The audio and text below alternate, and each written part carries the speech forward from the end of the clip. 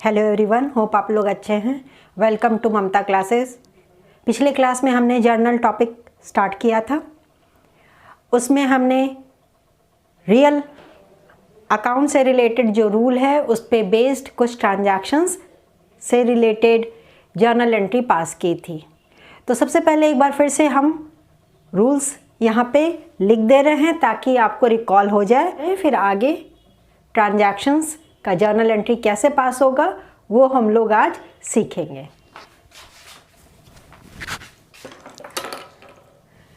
सबसे पहला जो रूल था वो रियल अकाउंट से रिलेटेड था। Debit what comes in and credit what goes out. जो आ रहा है उसके लिए डेबिट करते हैं उस आइटम को, और जो आइटम हमारे पास से जा रहा है उसको क्रेडिट करते हैं। ये किससे रिलेटेड था?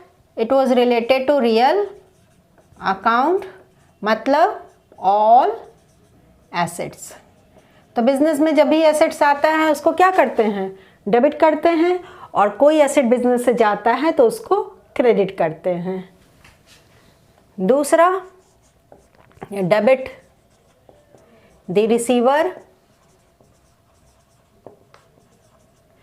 एंड क्रेडिट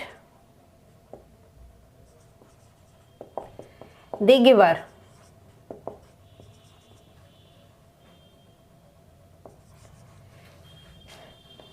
ये किससे रिलेटेड था? Personal account.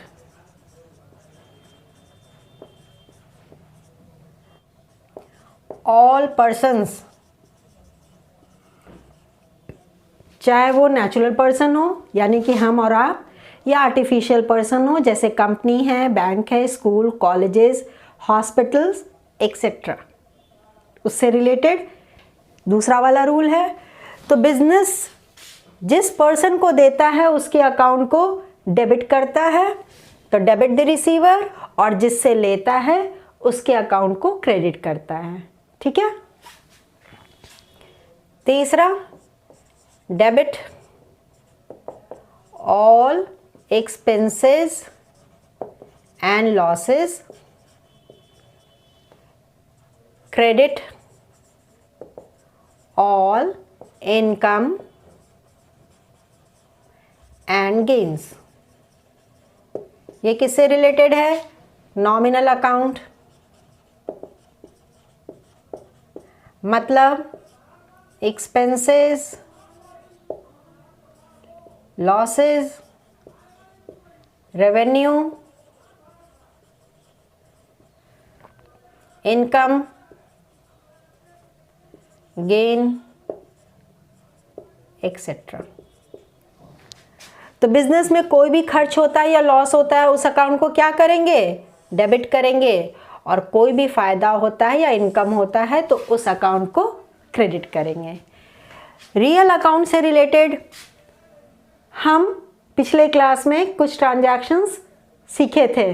आज कुछ ट्रांजैक्शन जो रियल और पर्सनल अकाउंट से रिलेटेड है उससे रिलेटेड ट्रांजैक्शन हम लोग आज पढ़ेंगे। देखिए, रियल अकाउंट में कैश इन्वॉल्व है और बिना कैश का तो कुछ भी होना संभव ही नहीं है। तो सिर्फ पर्सनल अकाउंट को कंसीडर करते हुए ट्रांजैक्शंस थोड़ा सा मुश्किल है, तो इसलिए दोनों को इंक्लूड करते हुए ही हम लोग अभी जर्नल एंट्री कैसे पास होगा, उसका ट्रांजैक्शंस क्या होगा, जस्ट अभी सीखते हैं।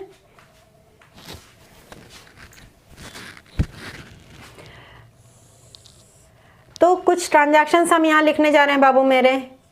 पहला, business started with cash ₹5 lakh. 5 lakh रुपया से हमने बिजनेस शुरू किया। दूसरा, cash received from mister Aditya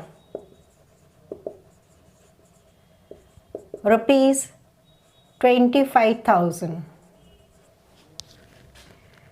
तीसरा cash withdrawn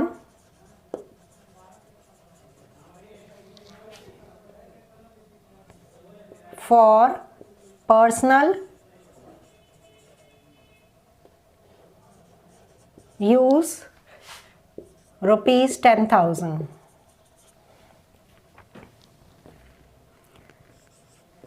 Next, loan taken from bank ₹1 lakh।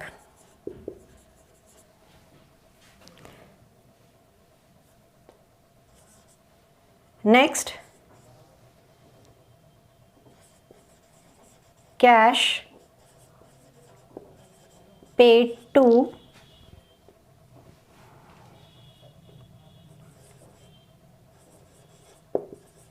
Rajesh ₹50,000। अब ये कुछ ट्रांजैक्शंस है, इससे रिलेटेड क्या जर्नल एंट्री होगा अभी हम लोग पढ़ेंगे। तो सबसे पहला क्या है, business started with cash.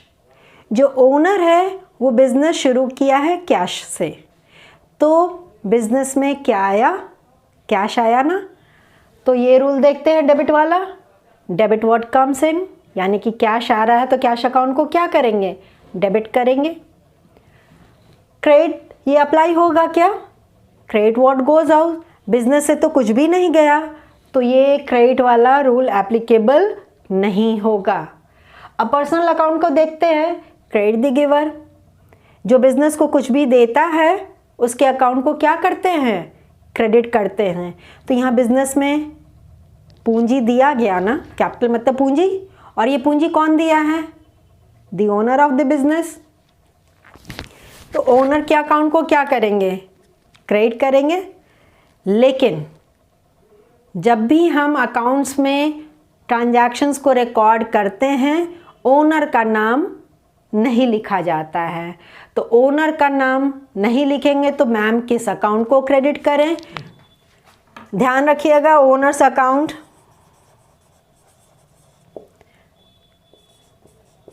Represented by, कौन से अकाउंट से रिप्रेजेंट होता है, कैपिटल अकाउंट। तो ओनर का नाम ना लिख करके किस अकाउंट को हम लोग यूज़ करेंगे, कैपिटल अकाउंट को। ये हम लोग अकाउंटिंग इक्वेशन वाले चैप्टर में भी पढ़ा था। तो यहाँ देने वाला बंदा ओनर है, तो ओनर के अकाउंट को जब क्रेडिट करेंगे तो कौन सा अकाउंट लिखेंगे, कैपिटल अकाउंट लिखेंगे। ओनर का नाम कभी भी नहीं लिखिएगा, अंडरस्टूड। तो पहला ट्रांजैक्शन का जर्नल एंट्री क्या होगा, कैश आ रहा है तो कैश, या बैंक भी लिख सकते हैं क्योंकि अमाउंट हैवी है, तो bank account debit, the amount was ₹5 lakh,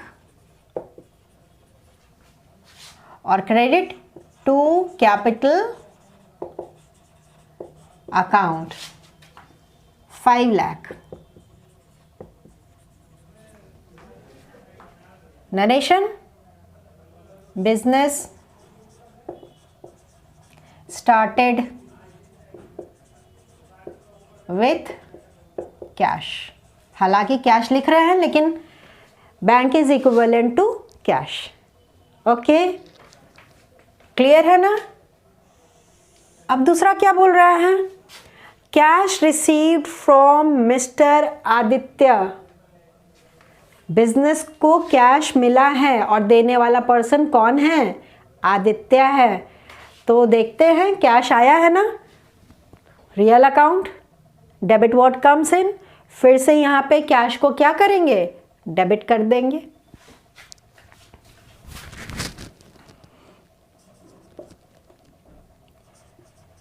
cash account debit, amount is ₹25,000,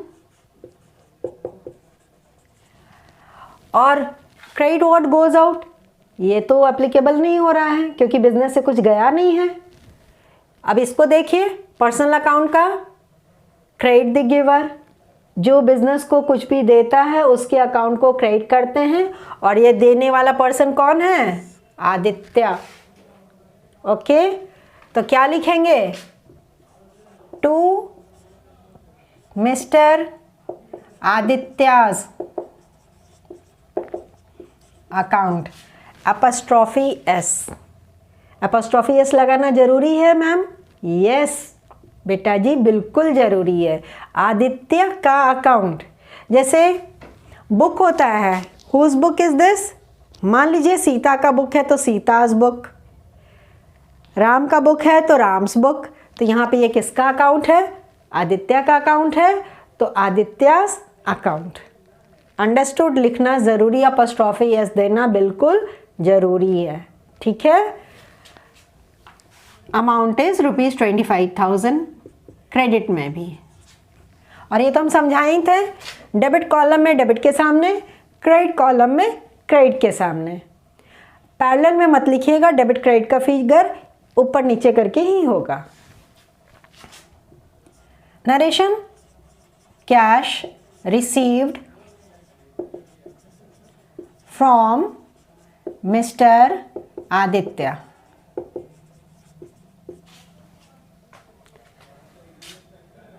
okay, third बोल रहा है cash withdrawn for personal use, और ये कौन यूज़ के लिए निकाला है? लिख देते हैं थोड़ा सा और, बाय द प्रोप्राइटर। प्रोप्राइटर का मतलब ओनर। तो बिजनेस से कैश ओनर 10,000 रुपीज़ निकाला है। अब कैश तो गया, तो अब ये डेबिट वाला आया तो नहीं है, तो कैश डेबिट तो नहीं होगा। इसका देखते हैं, डेबिट द रिसीवर, जो पर्सन रिसीव करता है उसके अकाउंट को डेबिट करना है, और यहाँ कौन रिसीव किया है कैश बिजनेस से? ओनर रिसीव किया है, तो ओनर के अकाउंट को क्या करेंगे? डेबिट करेंगे। और विड्रॉल के लिए हम कौन सा अकाउंट यूज करते हैं?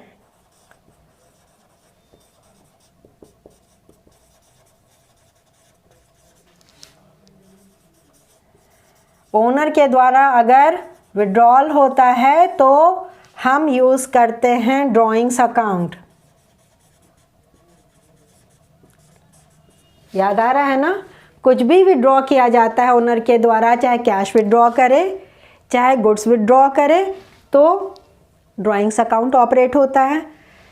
अगर ओनर कुछ देता है बिजनेस को तो कैपिटल अकाउंट, और अगर विड्रॉ करता है तो ड्रॉइंग्स अकाउंट, ठीक है। कैश या गुड्स विड्रॉ करेगा तो ड्रॉइंग्स अकाउंट। तो यहाँ रिसीव करने वाला पार्टी ओनर है, तो डेबिट में ड्रॉइंग्स अकाउंट हम लिखेंगे। ड्रॉइंग्स अकाउंट डेबिट, और गया क्या? कैश विड्रॉ हुआ है तो कैश बिजनेस से गया ना, तो यहाँ credit what goes out, cash जा रहा है तो कैश क्या होगा? क्रेडिट होगा। जब भी कैश बिजनेस में आता है तो डेबिट करते हैं, और बिजनेस से जाता है तो क्रेडिट करते हैं। ये रियल अकाउंट का नियम ही है। कोई भी एसेट आएगा तो डेबिट करेंगे, जाएगा तो क्रेडिट कर देंगे। तो यहाँ कैश जा रहा है तो कैश अकाउंट को क्रेडिट कर दीजिए। To cash account and the amount is 10,000।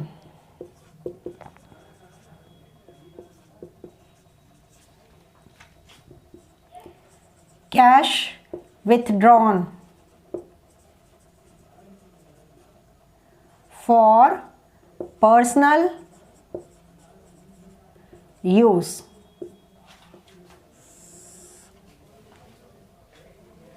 Okay, next loan taken from bank. Bank से क्या लिए हैं? लोन लिए हैं। तो हमको क्या मिला? कैश मिला ना, कैश आ रहा है तो debit what comes in, okay.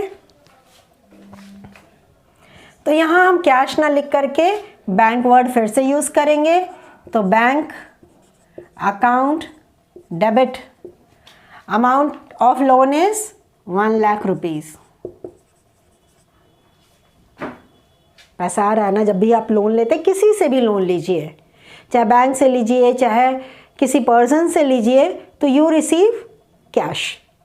तो कैश आ रहा है तो डेबिट व्हाट कम्स इन का रूल तो लागू हो जाएगा ना। ये तो अब बिल्कुल दिमाग में रहना चाहिए, क्योंकि सबसे ज़्यादा कोई भी अकाउंट किसी भी बिजनेस में अगर ऑपरेट होता है वो कैश होता है, कैश और बैंक होता है। बिना इसके तो बिजनेस को हम इमेजिन भी नहीं कर सकते हैं। तो बस गांठ बांध लीजिए आप कि जब भी आप कैश रिसीव कीजिएगा तो कैश या बैंक अकाउंट को डेबिट करिएगा, और जब भी आप पेमेंट करिएगा या कैश जाएगा तो कैश या बैंक अकाउंट को क्रेडिट कर लीजिएगा। बस कोई मुश्किल नहीं है। जब एक अकाउंट डेबिट हो रहा है तो दूसरा अकाउंट ऑटोमेटिक है क्रेडिट होगा। तो अब देखते हैं क्रेडिट कौन सा अकाउंट होगा। क्रेडिट व्हाट गोज आउट, नहीं लागू होगा। पर्सनल अकाउंट का क्रेडिट द गिवर, यस, हमको लोन मिला है बैंक से, तो देने वाला पर्सन कौन है, बैंक है, और ये हमारे लिए एक लायबिलिटी हो जाता है, ठीक है ना। तो यहाँ बैंक जब दिया है तो किस अकाउंट को क्रेडिट करेंगे, टू बैंक लोन अकाउंट, क्योंकि लायबिलिटी बढ़ रहा है तो लायबिलिटी अकाउंट को क्रेडिट करती हैं। ओके, अमेरिकन रूल भी थोड़ा सा याद रखिए। और देने वाला पर्सन बैंक है तो यहाँ हम बैंक सिर्फ नहीं लिखते हैं, क्योंकि बैंक के साथ लोन भी यूज़ करेंगे ताकि हमको याद रहे कि ये लोन दिया है बैंक। सिर्फ बैंक लिख देंगे तो bank account debit to bank account, ये नहीं चलेगा। बैंक लोन अकाउंट हम लिखते हैं। अंडरस्टूड। अमाउंट तो 1 लाख ही होगा। Narration, loan taken from bank. Next transaction, cash paid to Rajesh. Business cash payment किया है, किसको पेमेंट किया है, राजेश को। तो अब डेबिट वाला ये रूल अप्लाई होगा क्या, डेबिट व्हाट कम्स इन। मेरे पास तो कुछ आया नहीं है, बिजनेस ने कुछ रिसीव नहीं किया, बिजनेस ने पेमेंट किया है, तो ये अप्लाई होगा डेबिट द रिसीवर। बिजनेस से कौन रिसीव किया है cash, the person name is Rajesh. तो राजेश के अकाउंट को क्या करेंगे, डेबिट करेंगे। Rajesh apostrophe s account debit and the amount is 50,000। हमने पेमेंट किया है तो गया क्या मेरे पास से बाबू मेरे, कैश। जब भी आप किसी को कुछ भी पेमेंट करते हैं तो कैश जाता भी हमने तुरंत बोला था। रिसीव करेंगे, आएगा तो डेबिट और कैश जाएगा तो credit. Credit what goes out, ये वाला। ओके, तो जा रहा है to cash account 50,000। Narration, cash paid to Rajesh. अगर आप अपॉस्ट्रोफी एस नहीं देना चाहते तो सिर्फ राजेश लिख सकते हैं, अकाउंट नहीं लिखिएगा वहाँ पे, वो भी सही है। Rajesh debit to cash account, लेकिन बेटर है अकाउंट लिखिए और अपॉस्ट्रोफी एस भी दीजिए, दैट इज बेटर। तो आज हम लोग रियल अकाउंट और पर्सनल अकाउंट पे बेस्ड कुछ ट्रांजैक्शंस सीख लिए हैं। अब अपने बुक से इस टॉपिक से रिलेटेड जर्नल एंट्री पास करेंगे ना तो और अच्छे से आपको समझ में आएगा। प्रैक्टिस जितना करिएगा जितना यहाँ क्लियर होता जाएगा। नहीं प्रैक्टिस कीजिएगा बाबू तो आपको क्लियर नहीं होगा। किसी भी बुक से प्रैक्टिस कीजिए, चाहे एनसीईआरटी से कीजिए, चाहे टीएस ग्रेवाल से कीजिए, चाहे डीके गोयल से कीजिए, किसी भी बुक से कीजिए, सब में तो वही चीज़ दिया हुआ है, रूल तो चेंज होगा नहीं। तो बाबू प्रैक्टिस कीजिए। नेक्स्ट क्लास में हम लोग नॉमिनल अकाउंट से रिलेटेड ट्रांजैक्शंस से रिलेटेड कैसे जर्नल एंट्री पास किया जाएगा वो पढ़ेंगे। अब सिर्फ नॉमिनल अकाउंट ही इन्वॉल्व नहीं होगा, सिर्फ नॉमिनल से रिलेटेड ट्रांजैक्शंस नहीं हो सकता। ऑब्वियस है उसमें या तो रियल अकाउंट इन्वॉल्व होगा या पर्सनल अकाउंट भी इन्वॉल्व होगा। तो मिलते हैं नेक्स्ट क्लास में, तब तक अपना ख्याल रखिए, खुश रहिए, बाय।